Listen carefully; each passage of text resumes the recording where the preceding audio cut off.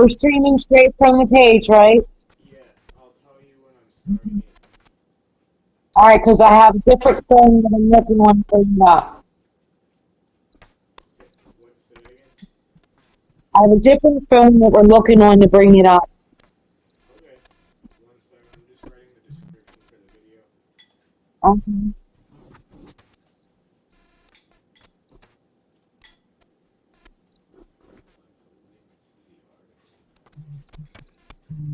Link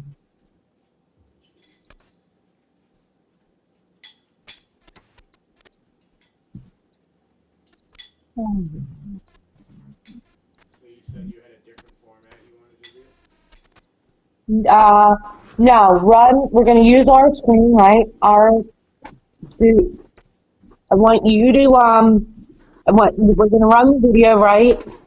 Yep. Okay. After the video, we have our layout, right? Yep. Okay. It's all set. What are you using on the side? Are we putting yellow vest on the side, or are you switching it up? I actually have in the phone some images. Let's say CPS, corrupted Cool. CPS agencies are private for profit corporations, not government, and like Got legally kidnapped. Okay. Awesome. I forgot I had that saved in a file. I was like, That's what is awesome. Good thinking there, Adam. You're on it. All right, listen, and then on top of that, after we run the original news thing, then I want you to say, introduce your website on your articles. Let's bring that in, for your truth to share or whatever it is. Yeah. And then that you had, that there was an article written. You don't even have to say you did it. You can say, there are a few articles that are written recently to back up this family, kind of thing. And then, we're bringing it out now on some very because of the Op Exposed CPS week, which is the 1st to the 5th, and that's where we're at. Cool. I can do that. All right. Well, I am ready to start this. Let me. I'm gonna just open up. See what we got. I'm on the page on the phone. Go ahead. I want to see where it's coming through. Go ahead. Okay.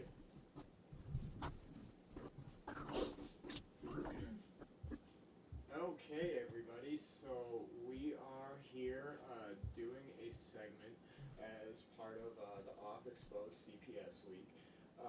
We have a couple people from New Jersey we're going to be talking with regarding an article that I actually typed up today because the situation that had happened has come to a close in the courts, and the individual involved has now been charged with a crime. So what happened? We have the two grandparents here of a granddaughter. I think they actually had two granddaughters. Their mother was convicted of arson, attempted kidnapping, and there was one other charge. Shar, are you there? Do you know what the third charge was? Adam, right now, yes, I am here. Here with the grandparents in New Jersey on Op Exposed Week, on a follow-up of a story that had happened and was brought out as it was actually happening through the immediate news. We didn't know at the time with the when the news had brought it out exactly what had happened, and now we do, and we have some very special things that are happening for this family this week that we found out only by researching the laws on exactly what could be done to help them. We have actually four children. We have one that they do have back. We have three other ones that are separated in the system at this point in time, which they shouldn't have been. We have two girls and one 2 girls and 1 boy that are still separated from the family, that are under the age of 10. and this is their grandparents. There's no excuse for it. They were already certified as a resource home for these children. But what happened is there was a fire. After the fire, they kind of caught on. Now, this family was allowed to, because they are set as a resource family for real, they were supposed to be told that they were qualified for their home to be covered through the insurance, through the agency. The agency forgot to tell them that.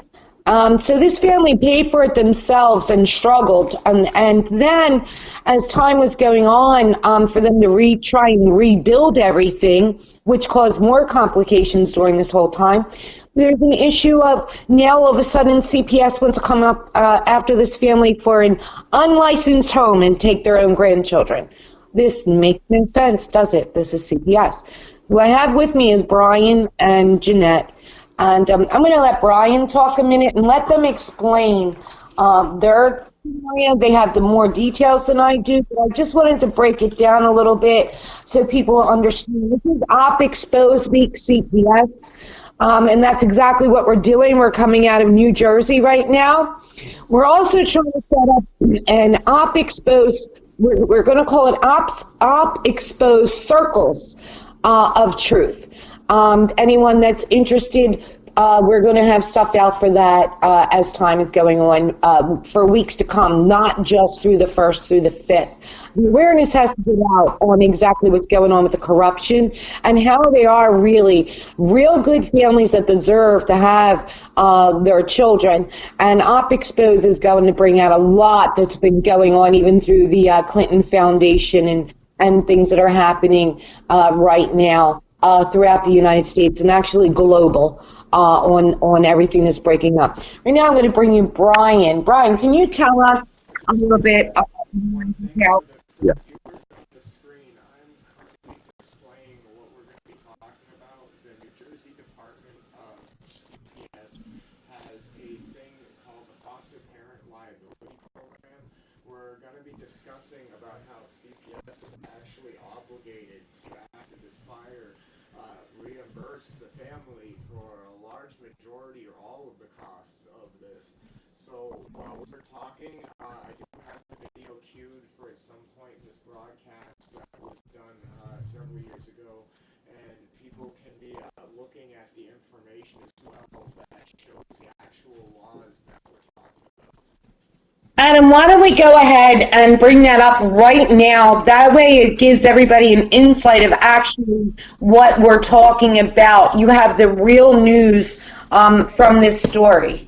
Yeah, so it is queued. I'm going to hit play now so everyone can see the segment. It's about 2.5 minutes, and then we'll be back with the interview, and you can read along with the law while we're talking.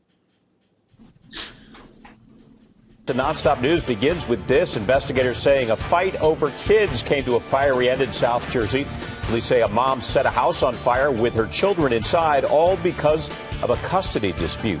That house belonged to the woman's father. Now she and her cousin are under arrest and facing serious charges. NBC 10 South Jersey Bureau reporter Sydney Long has been digging into this story. Sydney's joining us live in Washington Township to explain what happened here, Sydney. Well, Jim and Jacqueline, I can tell you on Tuesday of this week, Brian McGuire and his wife learned that they would become the legal foster parents of his daughter's 4 children. Well, last night, that daughter showed up at his home, and according to police, she had a plan to get at least one of the children back. A neighbor described the flames that witnesses caught on cell phone video. It was extreme. It was like instantaneous. And police say it was all caused by 32-year-old Lynette McGuire and her cousin Denise Coyle of Ben Salem. I didn't let her in. She didn't look too good. Brian McGuire heard a bang at his door. It was his daughter Lynette, who used to live there, but instead of opening the door, Opened up my shade. And it was my daughter saying, "Get my kids out of the house. I want my kids out of the house," and just started freaking out. he says his grandchildren, ages 3 to 14, hid in the basement because they were frightened. It wasn't until about 3-4 minutes after the fact when we started to call the police is when she said, "You don't understand. The house is on fire. Get out. Not us, get out. get my kids out. McGuire managed to get everyone out safely, but says in the commotion of the fire and emergency response, Denise, the cousin, grabbed the youngest, we call her Genesee, we call her baby, and put her in the car. They kidnapped her. Police who had visited the home recently recognized the women and stopped their car immediately. They were able to make the arrests and return the 3-year-old safely. The McGuires had no insurance. They are right now relying on the kindness of others. It's not about the mother. Yeah, obviously that's a problem, but it's more for, you want these kids to have a, good holiday, and hopefully, the grandparents can rebuild their home. And we understand there is dash cam video of the 2 women being arrested last night about a mile from the home. It's right now being reviewed by the prosecutor's office. Both McGuire and Coyle are chasing aggravated arson charges as well as attempted kidnapping, but the earliest they could appear in court is 1 week from today. Live in Washington Township, I'm Sydney Long, NBC 10 News.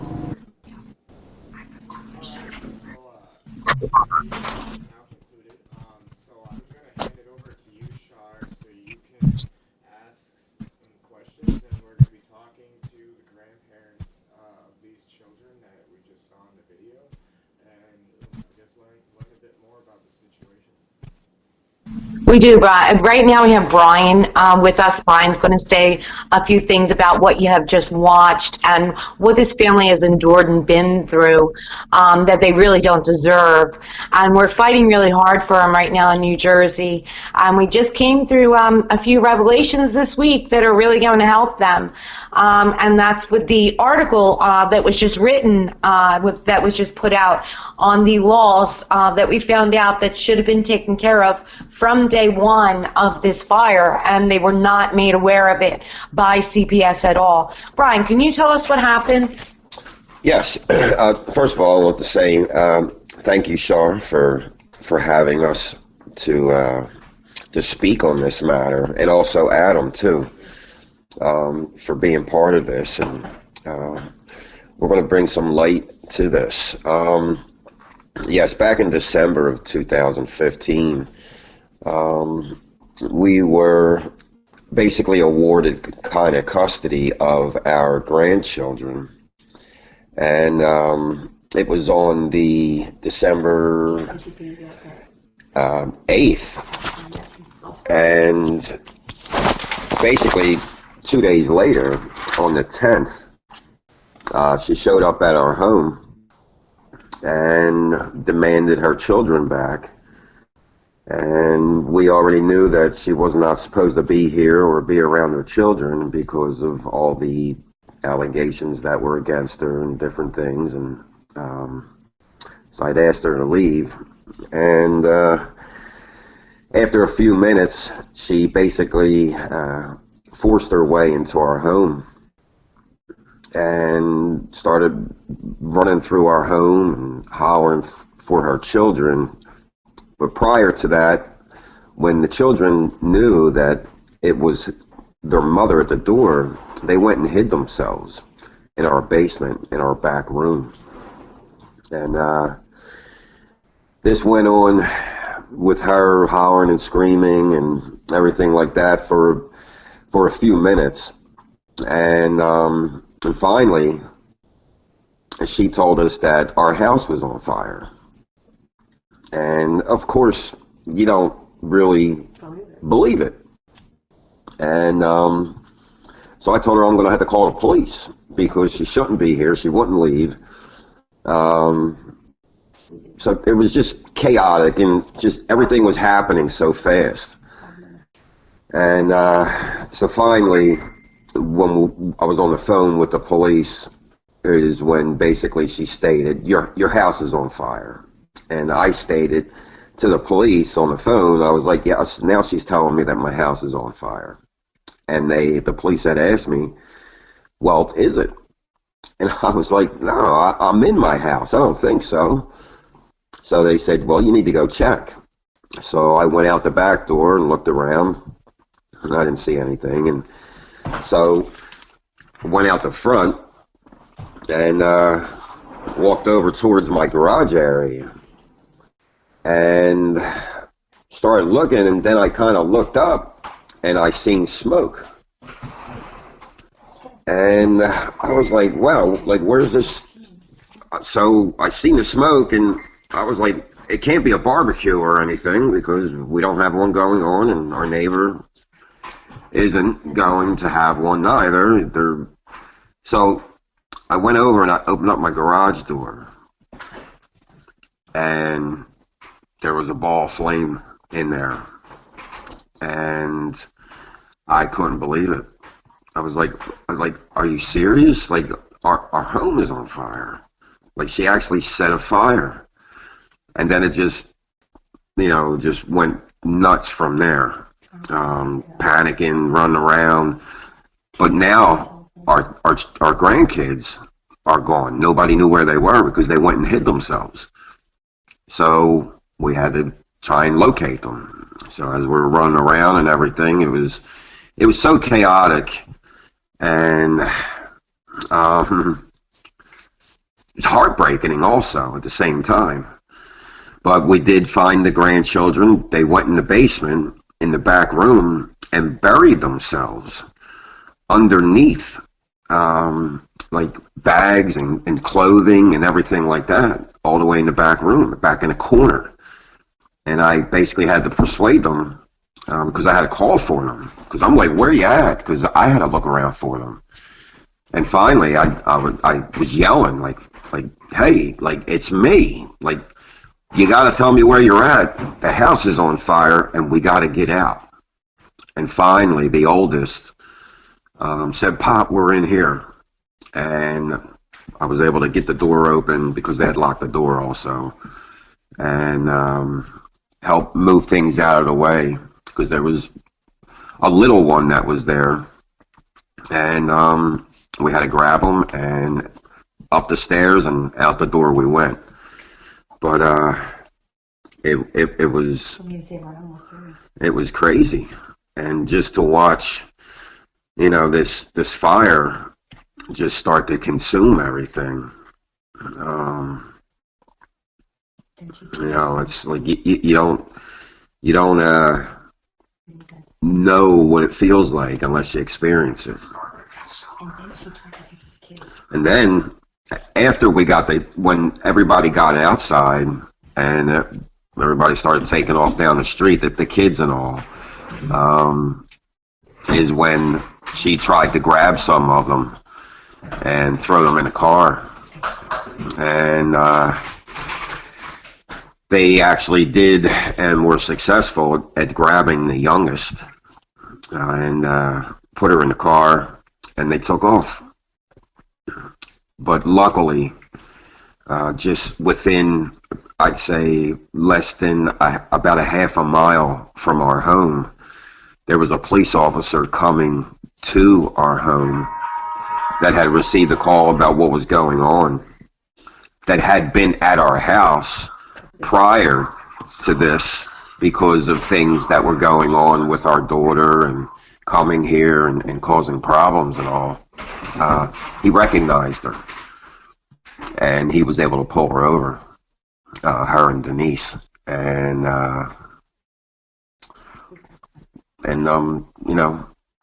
basically held on to them and knew that it was them. Once he called in and spoke their names and found out who they were and who the child was, and he had stated that, yep, I got them right here. So luckily for that, because we don't know what would have happened after that if they would have got away, because then they would have panicked or something. You hear about it a lot. People don't know what to do or this and that, and next thing you know, that a child could end up dead. But it didn't happen that way. And our animals died. Yeah, and we did have animals. One of them did pass away, and thank God we were able to get the other ones out. But it was just devastating and horrible. Mm-hmm. And they didn't help us out. And of course, CPS was notified, and right away, basically, they kind of didn't do anything. All they did was told us that we're going to have to go to a hotel, and that they'll be out to, to make sure that the place is okay where we're at and this and that. But never once did they offer us any type of help, knowing that, there was no insurance on the home either. So, and, and then here we are a few years later, now learning and becoming aware of that, through the Yellow Vest, we were able to find out information that that basically for them making us a resource family and home, that we should have been covered through them, and that they should have had things set up, emergencies set up for children, for our grandchildren, which they didn't even do that. They just left them with us, and was basically like, you got to do what you got to do, and then it just continued from there. And then as time went on, there was so much going on with them, all the lies and deception that they did and brought to us, and just the situations that our grandchildren were in, and we would plead with them that they need this and they need that, and ask for certain things and all, and it would take so long to get, or they didn't want to give it to us. But we basically became a kind of a problem to them, I guess, is how my wife and I look at it. And because if you're entitled to something, then, or if your grandchildren, or resources, for resources, that you should be entitled to it, or if you are entitled to it, I should state, put it that way, it should be granted. But they didn't want to do anything like that. So it was a battle. And so as time went on, they wind up taking them from us, and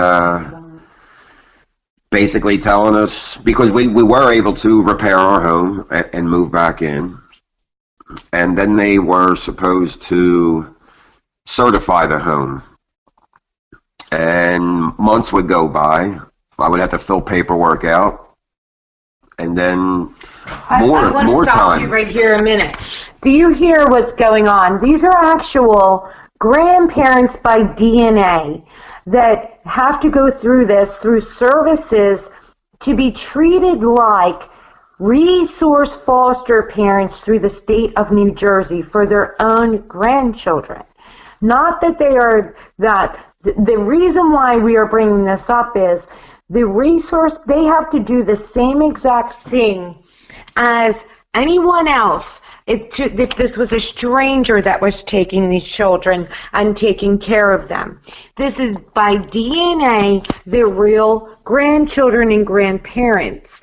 So the only reason why we're bringing this up is because if you're going to treat them as resource parents and make them sign paperwork as resource parents, then therefore these resource parents are also entitled to things that are in the resource realm of things throughout the CPS. Any policy that is written for a resource family pertains to them then. You made them sign the contract. That means the rules that applied for them that they followed also apply to CPS. At this point in time, after the house burnt down, and then they didn't even tell them that the resource parents were entitled to help through the department, through their own agency's policies and procedures, which what they did was, instead of that, they ignored it, acted like they didn't know what they were talking about when it was brought to their attention at the time. Now that we have the daughter is indicted, okay, because she was presumed innocent before that, Now that she is indicted, it opens up a whole new ballgame for this family, because that now proves that the fraud that's being committed during this whole process now can be opened up. It's going to be opened up against CPS right now on the resources that should have been available for this family from day one of the house burning down, for them being a resource certified home by contract. Now we will have it to where, now that there is an indictment and they're very well aware of the rules and regulations, that we will have the grounds now to open up things for them and hopefully get the children back as soon as possible once they find out their violations, meaning the CPS violations. This week we are exposing CPS, the 1st through the 5th. Now, I'm going to give you back to Brian so we can finish up a little bit on what we were just talking about. But I just wanted to bring the awareness of the devastation that happened to a resource family, but it's actually the grandparents. But they made them certify as resource parents, which makes them sign a contract. Now, if they're signing a contract, then the contract should be for both sides. And that's not how this played out, as you're going to clearly see right now. Here you go, Brad. Finish that. Right. Yes. So then it was just that, they come in on January 18th of last year. We get a phone call, actually, is how it happened. We got a phone call that morning after I took the kids to school, and they stated, "Oh, did you receive a phone call from one of the caseworkers?" And I stated, "No." And she said, "Well, okay." She says, "I just want to let you know that the children are going to be removed from your care and from your home." And I stated, "Well, why? Like, for what?" And the caseworker stated to me, she says, "Well, they are not going to license your home." Now, prior to that, we went through, what was it, 16 months, I believe, around 16 months of them telling us that they're going to certify our home. I filled the paperwork out 3 times, gave them everything that they needed, or twice, I'm sorry, yes. And then the third time, and then on the third, and then they wanted me to fill it out a third time, and I declined. I was like, I already filled it out twice already. Why do I have to keep filling this paperwork out? Everything that you ask for, bank statements, insurances, vehicle insurances, home insurances, all that stuff, yous have. And they told us that they would get back to us and that our home would be certified within a few months. So then that was the first time. And then the second time, a few more months went by. I call in and say, "Hey, what's going on with licensing the home?" And they're like, oh, all right, well, we're still waiting on this, but you're going to have to fill the paperwork out again. And this was the second time that I had to fill the paperwork out. So I filled the paperwork out. Next thing you know, like 6 or 8 months goes by now.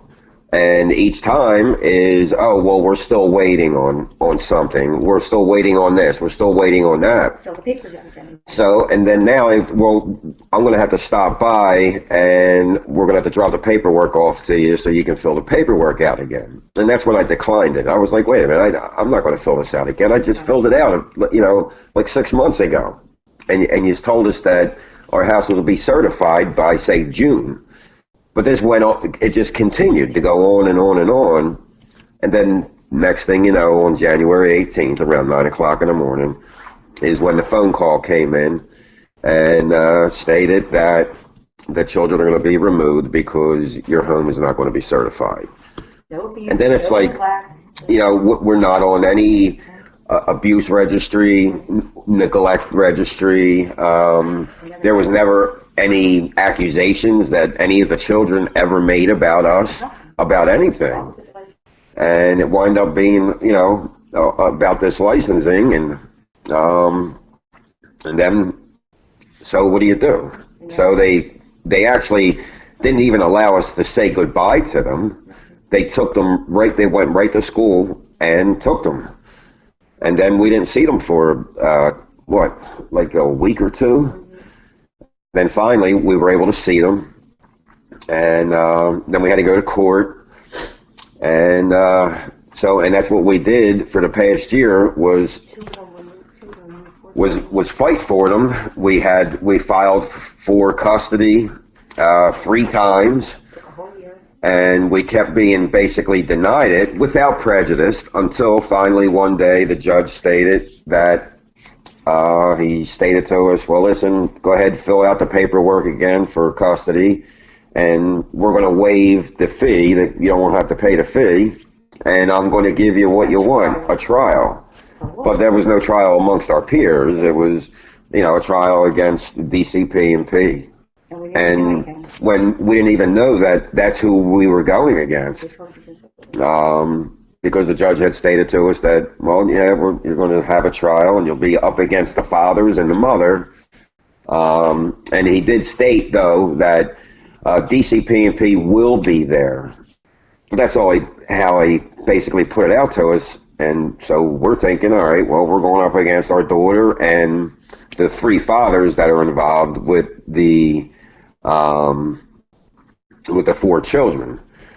And then when we got there, next thing you know, the fathers and the mother, they're not doing anything. They had lawyers there, but we weren't being questioned by them or anything. It was all DCP and P, CPS.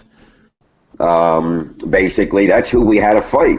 Not only that, we went in as pro se to be our own lawyer, and we had asked for records and this and that, and this was months prior to us knowing that we were going to court. But we kept being denied any access to any files so that we could help build our own case to see what they were going to be coming against us with or anything like that, or anybody was, for discovery. We were never given any discovery from the other side or nothing. And then it wasn't until, I believe, 2 days before court that we got a phone call telling us that we are now allowed to review the files. And it's like, are you serious? Like, wow, this is really corrupt. This is crazy. Here we are trying to fight for our grandchildren's lives, and we're being denied access to build our own case. And there was paperwork missing. It was a joke. So as we were going through court and going through our trial, myself and my wife, I would have to take off work to go and review files prior to this case. And we brought it to the judge's attention, and he basically said, all right, well, you got to let them see it. And then that went on, I think, the first or second time that we were at court, and we brought it to the attention of the judge again. And then finally he said, okay, listen, to the state that they have to make it available from 9 o'clock until closing at their office.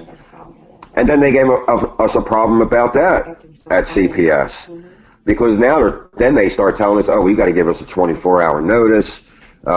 If we got there at 3 o'clock, we would have to let them know that we would be there tomorrow at 3 o'clock. If we let them know at 3:30, well, that's not a 24-hour notice. It was a 23-and-a-half-hour notice, so you can't come in. But yet we had court orders stating that this should be available in a room at the McGuire's the discretion, and they denied us that also. So it was a battle that we went through, that we had no armor and no ammunition. I mean, we did a pretty good job, though, as we went along, because we made sure that we went. And the other thing to it was that, I mean, there was like 2,000 pages that they had in their files. And not just that, that wasn't even half of the files that we found out. So they withheld stuff from us. it was so unfair, and justice needs to be served. I have to ask you this, Brian. So what you're explaining to us right now is no due process. Correct. Okay. Which is very common that we're finding through CPS, and that's why everybody's out here exposing them right now. Okay. What I'm bringing up is that there is no due process.